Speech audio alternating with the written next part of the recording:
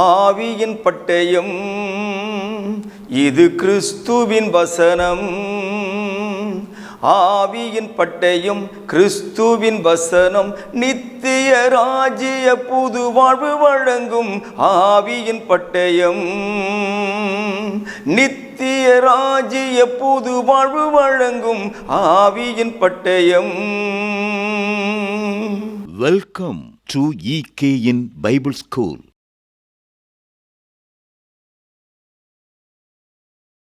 கர்த்தராகிய இயேசு கிறிஸ்துவினுடைய நாமத்தினாலே உங்கள் யாவரையும் மீண்டும் சந்திக்கும் வாய்ப்பை பெற்றமைக்காக தேவனுக்கு நன்றி சொல்லி, உங்கள் யாவரையும் EKN பைபிள் ஸ்கூல் மூலமாக இந்த வேத பாடங்களை கற்றுக்கொள்ள அன்போடு கூட நான் உங்களை அழைக்கிறேன்.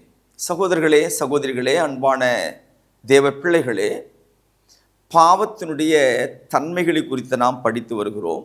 ஒன்று, விசுவாசத்தினால் வராத யாவும் பாவம் அப்படின்னு படித்து முடிச்சிட்டோம். நியாயப்பிரமாணத்தை மீறுகிறது பாவம். ரெண்டாவது, நியாயப்பிரமாணத்தை மீறுகிறது பாவம் அப்படின்னு படித்தோம். அதில் ஒரு பகுதி 10ஆம் பாடமாக நியாயப்பிரமாணம் என்பது மோசையினால் கொடுக்கப்பட்டதான தோரா. இது ஆதி ஆகமம் தொடங்கி உபாகமம் வரைக்கும், அதாவது ஆதி ஆகமம், யாத்திரையாகமம், லேவியராகமம், எண்ணாகமம், உபாகம், அந்த 5 ஆகமங்கள் இருக்கு இல்லையா, அந்த 5 ஆகமங்கள் அடங்கின அந்த சட்ட புத்தகத்தை தோரா அப்படின்னு சொல்லுவாங்க. அந்த தோராவை குறித்து கடந்த பாடத்தில் நாம் படித்திருக்கிறோம். ஒருவேளை அது இதுவரைக்கும் நான் அதை பார்க்கலை, படிக்கலை, தெரிந்து கொள்ளலை அப்படின்னு யாராகிலும் இருப்பீங்கன்னா ஒரு முறை தயவுசெய்து 10வது பாடத்தை தோராவை மீறினால் அப்படின்ற தலைப்பில் அந்த பாடம் இருக்கும்.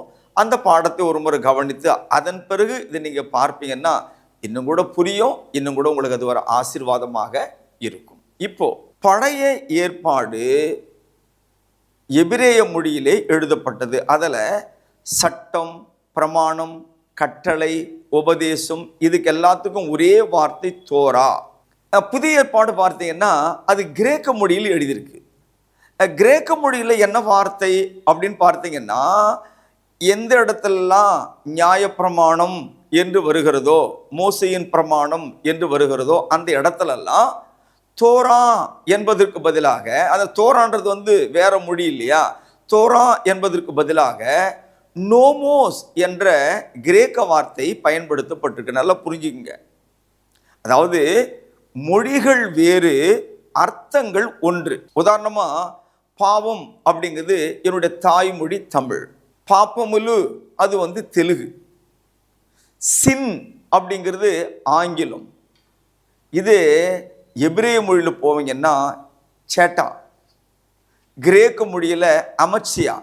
அப்போ பாவம் என்றாலும், பாவமு என்றாலும், அல்லது சின் என்றாலும், சேட்டா என்றாலும், அமட்சியா என்றாலும், என் மொழியில் பாவத்தை குறிக்கக்கூடிய வெவ்வேறு மொழிகள், வெவ்வேறு பாஷைகள். அதுபோல தோரா என்பது எபிரேய மொழி, நோமோஸ் என்பது கிரேக்க மொழி. புதிய ஏற்பாடு கிரேக்க மொழியில் எழுதியிருக்கிறது. அதனால இன்னைக்கு நாம தோரா அப்படின்ற நியாயப்பிரமாணத்தை புதிய ஏற்பாடு எங்கேயெல்லாம் பயன்படுத்தியிருக்கிறது, அதுக்கு புதிய ஏற்பாட்டில் என்ன வார்த்தை வருகிறது அப்படிங்கிறத ஒரு பார்வை பார்த்துட்டு அதன் பிறகு நம்முடைய பாடத்தை நம்ம துவங்குவோம். இப்போ உதாரணமாக ரோமர் 7ஆம் அதிகாரம் 7ஆம் வசனம். ஆகையால் என்ன சொல்லுவோம்? நியாயப்பிரமாணம் பாவமோ? அல்லவே. பாவம் என்னதென்று நியாயப்பிரமாணத்தினால் நான் அறிந்தேனே அன்றி மற்றபடி அறியவில்லை. இச்சையாதிருப்பாயாக என்று நியாயப்பிரமாணம் சொல்லாதிருந்தால் இச்சை பாவம் என்று நான் அறியாமல் இருந்திருப்பேனே அப்படின்னு சொல்றாரு.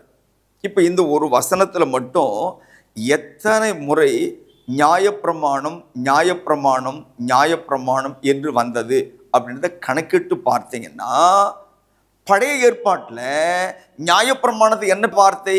தோரா. ஆனால் இங்கே இந்த நியாயப்பிரமாணம் என்று வருகிற எல்லா இடங்களிலேயும் நோமோஸ் என்ற கிரேக்க வார்த்தை பயன்படுத்தப்பட்டிருக்கிறது. காரணம் என்னன்னா, பொருள் ஒன்று, அர்த்தம் ஒன்று, ஆனால் பாஷை மட்டும்தான் வித்தியாசம். அதை மனதில் நீங்கள் வைத்துக் கொள்ளுங்கள். அடுத்ததாக யோவான் எழுதின சுவிசேஷத்தில் 1வது அதிகாரம் 17வது வசனத்தை வாசிக்கிறேன். நியாயப்பிரமாணம் மோசேயின் மூலமாய் கொடுக்கப்பட்டது. பழைய ஏற்பாடு அதனை படித்தோம். நியாயப்பிரமாணத்தை நம்ம கொடுத்தது யாரு? மோசே. அப்போ நியாயப்பிரமாணம் மோசேயின் மூலமாய் கொடுக்கப்பட்டது என்று இங்கு வரும்போது இது பழைய ஏற்பாடாக இருந்தால் எப்படி போதிக்கும்? தோரா மோசேயின் மூலமா கொடுக்கப்பட்டது. ஆனா இங்க என்ன வார்த்தை அப்படின்னு பார்த்தீங்கன்னா, நோமோஸ், மோசேயின் மூலமாய் கொடுக்கப்பட்டது. அர்த்தங்கள் மாறல, வார்த்தை மட்டும்தான் மாறி இருக்கு. மத்தேயு என்கிற சுவிசேஷத்துல 5வது அதிகாரத்தினுடைய 17 வசனத்தை நான் வாசிக்கிறேன், கேளுங்கள். நியாயப்பிரமாணத்தை ஆனாலும் தீர்க்கதரிசனங்களை ஆனாலும் அழிக்கிறதற்கு வந்தேன் என்று எண்ணிக்கொள்ளாதீங்கள், அழிக்கிறதற்கு அல்ல நிறைவேற்றுகிறதற்கே வந்தேன். இப்போ என்ன வார்த்தை வருதுங்க? நியாயப்பிரமாணம். இது பழைய ஏற்பாட்டில் என்ன வார்த்தை? தோரா. புதிய ஏற்பாட்டில் என்ன வார்த்தை அப்படின்னா நோமோஸ் என்ற கிரேக்க சொல் பயன்படுத்தப்பட்டு இருக்கிறது. அப்போ பழைய ஏற்பாட்டிலே வரக்கூடிய தோரா முழுக்க முழுக்க மோசேயினுடைய நியாயப்பிரமாண சட்டங்களை மட்டும்தான் குறிக்கும்.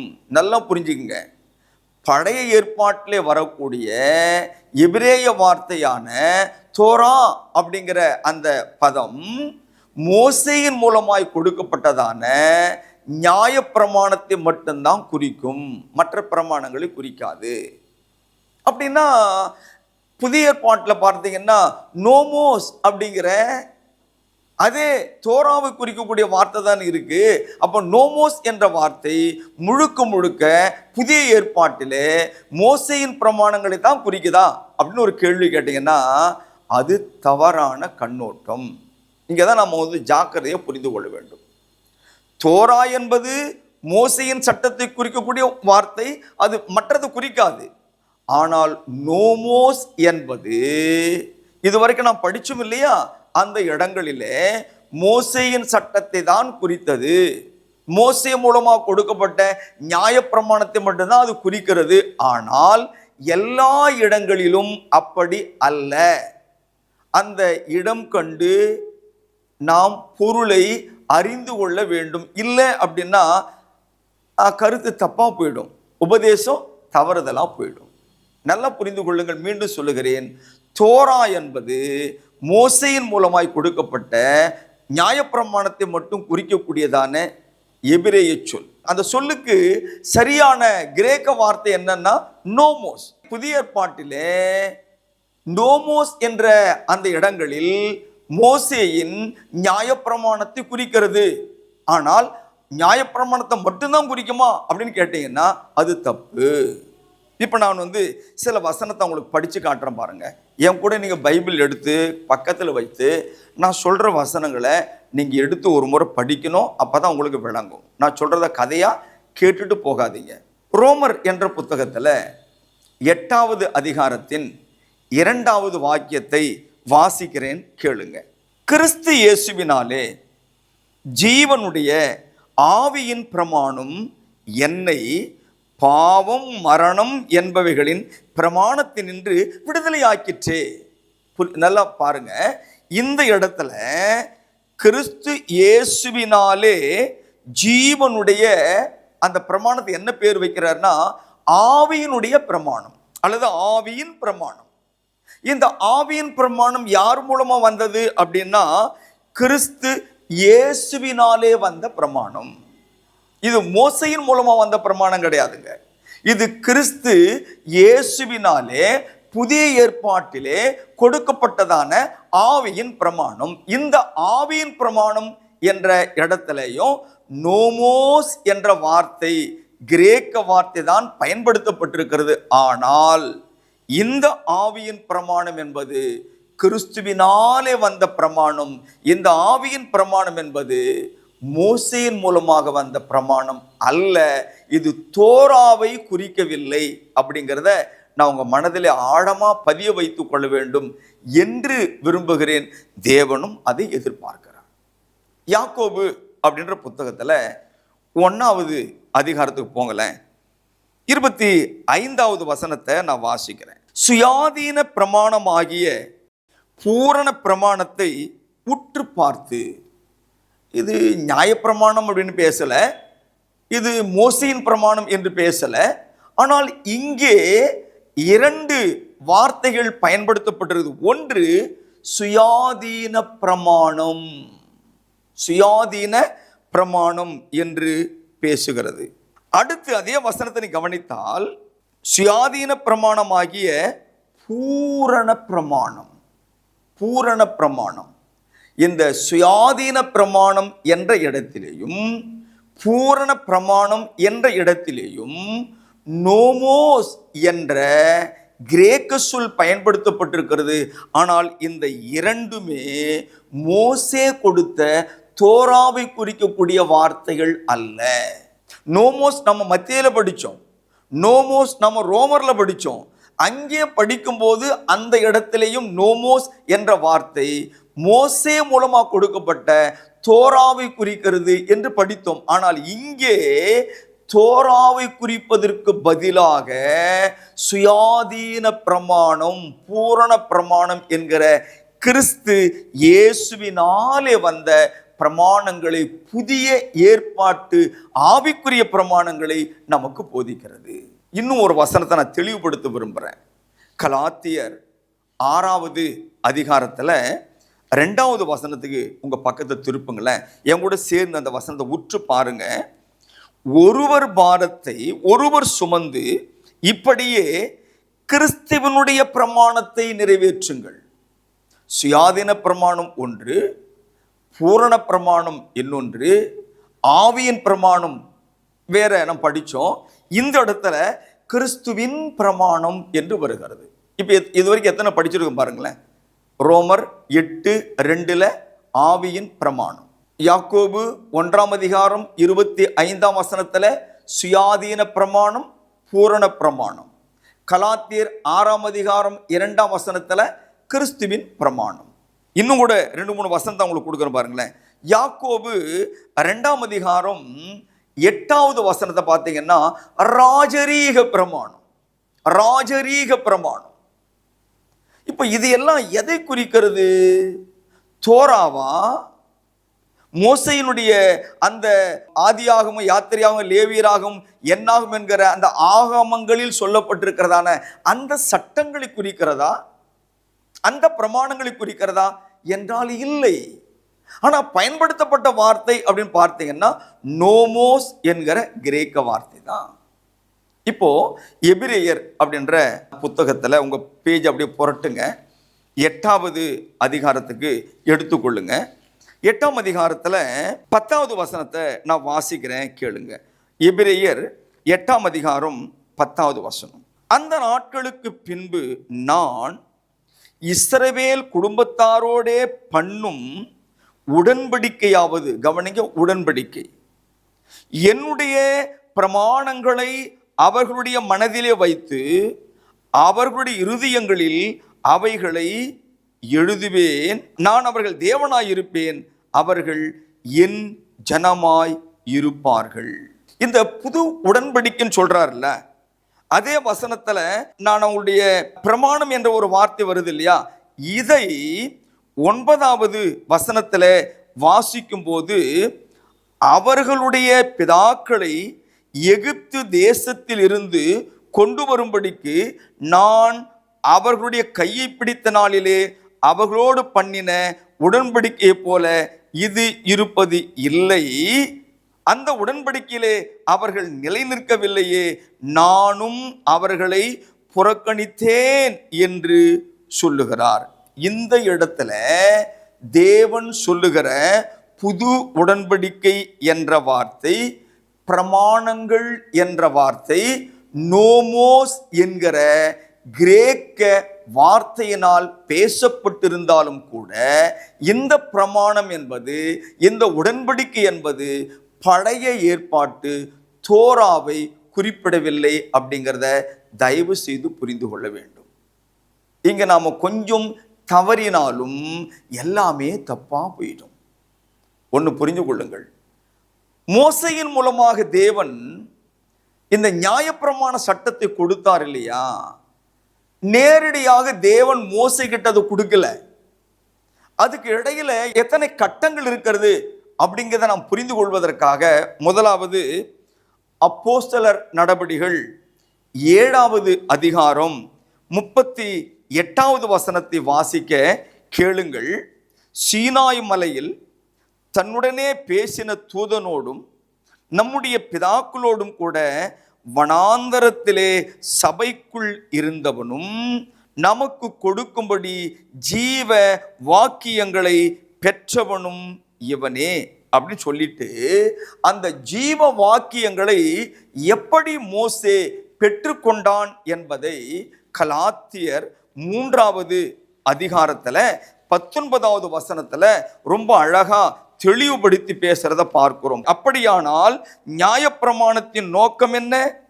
வாக்குத்தத்தத்தை பெற்ற சந்ததி வருமளவும் அது அக்கிரம நிமித்தம் கூட்டப்பட்டு, கவனிங்க, தேவ தூதரை கொண்டு மத்தியஸ்தன் கையிலே கட்டளை இடப்பட்டது. இந்த தோரா என்பது நேரடியாக மோசையின் கையிலே எழுதி கொடுக்கவில்லை. இந்த தோரா என்பது தேவன் தூதனிடத்திலே கொடுத்து, அந்த தூதன் மோசையினிடத்திலே கொடுத்து, அந்த மோசே இஸ்ரவேல் என்கிற ஜனங்களுக்கு கொடுத்தான். ஆனால் இப்ப நம்ம படிச்சோம் இல்லையா, புதிய ஏற்பாட்டில் நோமோஸ் என்கிற கிறிஸ்துவின் பிரமாணம், ஆவியின் பிரமாணம், சுயாதீன பிரமாணம், பூரண பிரமாணம், ராஜரீக பிரமாணம் என்கிற இந்த புதிய ஏற்பாட்டு சட்டங்கள், இந்த புதிய ஏற்பாட்டு நோமோஸ் என்கிறதான நியாய பிரமாணங்கள் நேரடியாக இயேசுவின் இடத்திலே பிதாவாகிய தேவன் மூலமாய் கொடுக்கப்பட்டது. தேவன் ஒருவரே, தேவனுக்கும் மனுஷனுக்கும் மத்தியஸ்தர் ஒருவரே என்கிற நமது ஆண்டவர் இயேசுவின் கரத்திலே இந்த நியாயப்பிரமாணம் கொடுக்கப்பட்டது. ஆகவே ஒன்றை நாம் புரிந்து கொள்ள வேண்டும். தோரா என்பது மோசையின் மூலமாய் கொடுக்கப்பட்டதான பழைய ஏற்பாட்டு பிரமாணங்களை குறிக்கிறது. அந்த நியாயப்பிரமாணங்கள் புதிய ஏற்பாட்டிலே இடம்பெற்ற இடத்திலெல்லாம் நோமோஸ் என்கிறதான கிரேக்க வார்த்தை பயன்படுத்தப்பட்டிருக்கிறது. ஆனால் அந்த கிரேக்க வார்த்தை வெறும் மோசையின் சட்டங்களை மட்டும் குறிக்கவில்லை. இயேசு கிறிஸ்துவானவர் மூலம் கொடுக்கப்பட்ட புதிய ஏற்பாட்டு உபதேசங்களை, புதிய பிரமாணங்களை, புதிய சட்டங்களை, புதிய நியாய பிரமாணத்தை இந்த நோமோஸ் என்கிற கிரேக்க வார்த்தை பயன்படுத்தப்பட்டிருக்கிறது என்பதை நாம் இந்த இடத்துல சரியாக புரிந்து கொள்ள வேண்டும் என்பதை நான் உங்களுக்கு நினைவுபடுத்த விரும்புகிறேன். சரி, இப்போ இந்த பாடத்தினுடைய தலைப்பாக, கருப்பொருளாக நாம் எடுத்துக்கொண்ட 1 யோவான் 3ஆம் அதிகாரத்தினுடைய 4வது வசனத்திற்கு நம்முடைய கவனத்தை நாம் இப்போது கொண்டு போகலாம். அதான் நம் பாடத்தினுடைய கரு. 1 யோவான் 3ஆம் அதிகாரம் 4வது வசனம். இந்த வசனத்துல, பாவம் செய்கிற எவனும் நியாய பிரமாணத்தை மீறுகிறான், நியாயப்பிரமாணத்தை மீறுகிறதே பாவம். இப்போ நியாயப்பிரமாணம், மோசையின் சட்டங்கள் இயேசுவானவர் சிலுவையிலே அறைந்து விட்டார். அது சிலுவையோடு முடிந்து விட்டது. இந்த வேதாகம காலங்களை 3 வகையாக பிரிக்கிறார்கள். 1 பிதாக்களின் காலம், 2 மோசையின் காலம், 3 கிறிஸ்துவின் காலம் என்று பிரிக்கலாம். அதுல மோசையின் காலம் என்பது இயேசு கிறிஸ்துனுடைய சிலுவை வரை இருந்தது. இயேசுவானவர் அந்த மோசையின் சட்டங்களை சிலுவையிலே அறைந்து அவர் அந்த மோசே சட்டத்தின் மேலும் வெற்றி கொண்டார் அப்படின்னு நமக்கு வேதாகமத்துல நிறைய வசனங்கள் சொல்லி. காரணம் என்னன்னு தெரியுமா? நியாயப்பிரமாணத்தின் மூலமாக ஒருவர் கூட என்ன பண்ண முடியாதுங்களா? நீதிமான் ஆக முடியாது. அப்ப நீதியை கொடுக்காத ஒரு சட்டம், பரிசுத்தத்தை ஏற்படுத்த முடியாத ஒரு சட்டம் நமக்கு இருந்து என்னத்துக்கு? அதனால தெளிவா சொல்றாருங்க, பழைய பிரமாணத்தை இயேசு ஒழித்து விட்டார், நியாயப்பிரமாணம் முடிவு அவர் செய்து விட்டார். ரோமர் 10:4 சொல்லுகிறது, இயேசு கிறிஸ்து நியாய பிரமாணத்தின் முடிவாய் இருக்கிறார். அதுக்கு மேல் அதுக்கு தொடக்கம் கிடையாது. சிலுவையோடு அதை முடித்து விட்டார். நியாயப்பிரமாணத்தை எல்லாத்தையும் நிறைவேற்றி முடித்து விட்டார் என்பதுதான் சட்டம். இதை நாம போய் மற்றவங்களுக்கு சொன்னா இந்த வசனத்தை காட்டுவான். என்ன வசனம்? இங்க பாருங்க, நியாயப்பிரமாணத்தை மீறுவது பாவம் அப்படின்னு வசனம் இருக்குது. அப்ப நியாயப்பிரமாணம் இல்லாட்டி எப்படி நான் அதை மீற முடியும்? ஆகவே புதிய ஏற்பாட்டில் நியாயப்பிரமாணம் இருக்குது, மோசேயின் சட்டத்தை நாம் கை கொள்ள வேண்டியது அவசியம் அப்படின்னு சொல்றாங்க. சகோதரர்களே, சகோதரிகளே, ஒன்றை நாம் இங்கே தெளிவுபடுத்தணும். இதுவரைக்கும் நான் 2 வார்த்தை பயன்படுத்தினேன். என்ன வார்த்தை? தோரா. இன்னொரு வார்த்தை நீங்க சொல்லுங்க பாப்போம். இன்னொரு வார்த்தை என்ன? நோமோஸ். ரைட். ஒன்று தோரா, இன்னொன்று நோமோஸ். தோரா என்றால் என்ன? பழைய ஏற்பாட்டிலே மோசேயின் மூலமாய் கொடுக்கப்பட்டதான சட்டங்கள், கற்பனைகள், பிரமாணங்கள். அதை வச்சுதான் அவன் தேவனை இஸ்ரவேலர்கள் எப்படி துதிக்கணும், ஸ்தோத்திரிக்கணும், காணிக்கை கொடுக்கணும், பலி செலுத்தணும், எல்லாமே அந்த சட்டத்துக்கு உட்பட தான் செய்யணும். அவங்க அதை மீறி செய்தால் பாவம் ஆயிடும். நிறைய உதாரணங்களை நான் கொடுத்துருக்கிறேன். பழைய பாடங்களை போய் பாருங்க. பழைய பாடத்தில் அதை தெரிந்து கொள்ளுங்கள். 2வது வார்த்தை என்ன? நோமோஸ். நோமோஸ் என்பது கிரேக்க மொழியான வார்த்தை, அதனால அப்படி பயன்படுத்தப்பட்டிருக்கிறது. நோமோஸ் தோராவை மட்டும் பயன்படுத்தாது, அது ஆண்டவராகிய இயேசு கிறிஸ்துவின் புதிய ஏற்பாட்டு உபதேசங்களை, சட்டங்களை, பிரமாணங்களை எல்லாம் உள்ளடக்கி நோமோஸ் பேசுகிறது. இந்த இடத்துல, அதாவது குறிப்பிட்ட 1 யோவான் 3:4 வசனத்தில் நியாய பிரமாணத்தை மீறுகிறது பாவம் என்று இருக்கிறது. பாவம் செய்கிற எவனும் நியாய பிரமாணத்தை மீறுகிறான் என்று இருக்கிறது. இந்த 2 இடத்திலுமே பாவம் செய்கிற எவனும் நியாய பிரமாணத்தை மீறுகிறான், நியாய பிரமாணத்தை மீறுகிறது பாவம் என்ற அந்த இடத்துல தோரா என்ற வார்த்தையும் வரல. இன்னொன்று பாருங்களேன், நோமோஸ் என்ற வார்த்தையும் வரல. என்ன ஆச்சரியமா இருக்கு! ஒன்று தோரான்ற வார்த்தை வரணும், இல்லை நோமோஸ் அப்படின்ற கிரேக்க வார்த்தை வரணும். தோராவும் இல்லை, நோமோஸும் இல்லை. என்ன வார்த்தை வருதுன்னா அனோமியா. அனோமியா என்ற கிரேக்க வார்த்தை.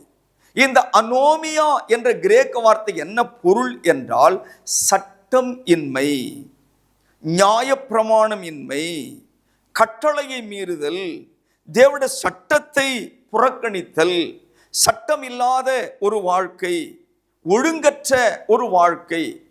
அதனுடைய அர்த்தம் என்ன? ஒரு சட்டம் இருக்கிறது. இது நியாயப்பிரமாண சட்டத்தை மட்டும் குறிக்கல. ஒரு சட்டம் இருக்கிறது, தேவனுடைய சட்டம் இருக்கிறது, ஒரு கட்டளை பிரமாணம் இருக்கிறது. அந்த பிரமாணத்தை, அந்த கட்டளையை ஒருவன் மீறுகிற போது அவன் அந்த சட்டத்திற்கு இல்லாம, அந்த பிரமாணத்துக்கு உள்ள இல்லாம அதை மீறி வெளியில போயிடுறான். அவன் அந்த சட்டத்துக்குள் அவன் வாழல, அவன் ஒழுக்கத்துக்குள் வாழல, அவன் ஒரு கட்டுப்பாட்டுக்குள் வாழல. அவன் ஒழுங்கற்றவனாக, அவன் கட்டுப்பாட்டை மீறினவனாக இருக்கிறான் என்பதனாலே இந்த இடத்துல ஒன்றை புரிந்து கொள்ளுங்கள். பாவம் செய்கிற எவனும் நியாயப்பிரமாணத்தை மீறுகிறான், நியாயப்பிரமாணத்தை மீறுகிறது பாவம் என்று சொல்லுகிற இடத்தில் நோமோஸ் என்ற வார்த்தை பயன்படுத்தப்படவில்லை, தோரா என்ற வார்த்தை பயன்படுத்தப்படவில்லை, அனோமியா என்ற வார்த்தை பயன்படுத்தப்பட்டிருக்கிறது. அனோமியா என்பதற்கு சட்டம் இல்லாத நிலை, சட்டத்தை புறக்கணித்திருக்கிற நிலை, ஒழுங்கற்ற நிலை என்பதை இங்கே வேதம் தெளிவுபடுத்துகிறது. ஆகவே அன்பான தேவ பிள்ளைகளே, நியாயப்பிரமாணம் இயேசு கிறிஸ்து சிலுவையிலே முடித்து விட்டார். நாம் பின்பற்றப்பட வேண்டியது இப்ப நான் சொல்லி கொடுத்தல, ஆவியின் பிரமாணம், கிறிஸ்துவின் பிரமாணம், ராஜரீக பிரமாணம், பூரண பிரமாணம், சுயாதீன பிரமாணம், இதெல்லாம் படிச்சோம் இல்லையா? இவைகளெல்லாம் புதிய ஏற்பாட்டிலே ஆண்டவர் இயேசு நமக்கு கற்றுக் கொடுத்த சட்டங்கள். அந்த சட்டத்துக்கு உட்பட்டுதான் நாம் துதிக்கணும், நாம் பாடணும், நாம் ஜெபிக்கணும், நாம் தொழுது கொள்ளணும், நாம் கொடுக்கணும், நாம் பக்தியா இருக்கணும், நாம் விசுவாசிக்கணும், நாம் பரிசுத்தமா வாழணும்னா இயேசு கிறிஸ்து நமக்கு கொடுத்திருக்கிற அந்த புது உபதேசங்களை நோக்கி பாருங்கள். தேவன் தாமே உங்கள் யாவரையும் ஆசீர்வதிப்பாராக. அன்பானவர்கள், இந்த நேரத்தில் நாம் தேவனுக்கு நன்றி சொல்லி கண்களை மூடி ஜெபம் செய்வோம். எங்களை நேசிக்கிற பிதாவே, தோரா, நோமோஸ், அனோமியா என்ற வார்த்தைக்கான ஒரு தெளிவான பாடத்தை கற்றுக்கொண்டோமே. அநேக நாள் 1 யோவான் 3:4 மோசேயின் நியாயப்பிரமாணம் தான் பேசப்படுகிறது என்று நாங்கள் தவறாய் புரிந்து கொண்டோம். ஆனாலும் இந்த நாளில் நமது பிள்ளைகள் அதை சரியாய் புரிந்து கொள்ள நீர் கொடுத்த அந்த பாடத்திட்டத்திற்காக ஸ்தோத்திரம். இது கேட்ட ஒவ்வொருவரும், இது கற்றுக்கொண்ட ஒவ்வொருவரும் பிரகாசமான மனக்கண்களை அடைந்து புதிய ஏற்பாட்டு உபதேசங்களை, சட்டங்களை, பிரமாணங்களை கற்று உணர்ந்து உமக்கு பிரியமாய் வாழ கிருபை செய்யும். அப்பா, இந்த நாட்களிலே நடந்து கொண்டிருக்கிற யுத்தங்கள் ஒரு முடிவுக்கு வரும்படியான சமாதானத்தை கொண்டு வாரும். அன்புள்ள பிதாவே, ஆண்டவர் இயேசு கிறிஸ்துவினுடைய நாமத்தினாலே நீர் இந்த மக்களுக்கு போதிய ஞானத்தை, அறிவை கற்றுத்தாரும். நடக்க போகிற தேர்தலிலே 5 மாநிலங்களில் சனாதானம் இல்லாத, சாதியம் இல்லாத, மதவாதம் இல்லாத நல்லாட்சி மலர தேவன் கிருபை செய்யும். வாக்களிக்கிற ஒவ்வொருவருக்கும் சிறந்த புத்தி கூர்மையை தாரும். இயேசுவின் நாமத்தில் ஜெபிக்கிறோம் நல்ல பிதாவே, ஆமென். தேவன் தாமே உங்களை யாவரையும் ஆசீர்வதிப்பாராக. தொடர்ந்து EKN வேதாகம பள்ளி பாடங்களை பாருங்க. உங்களுக்கு தெரிந்தவங்களுக்கு அதை ஃபார்வர்ட் பண்ணுங்க. அவங்கள்ட்ட சப்ஸ்கிரைப் பண்ணும்படி கேட்டுக்கொள்ளுங்கள். உங்களுடைய கமெண்ட்ஸ் நான் எதிர்பார்க்கிறேன். அதிகமான கமெண்ட்ஸ் கொடுங்க. தேவன் தாமே உங்களை யாவரையும் ஆசீர்வதிப்பாராக. ஆமென். அன்பிற்குரியவர்களே, மேலும் இந்த பாடங்களை எங்களுடைய யூடியூப் சேனலான எட்டர்னல் கிங்டம் நியூ லைஃப் சேனலில் கண்டு தெய்வ ஆசீர்வாதங்களை பெற்று மகிழுங்கள். கிறிஸ்துவின் சபையார் உங்களை வாழ்த்துகிறார்கள்.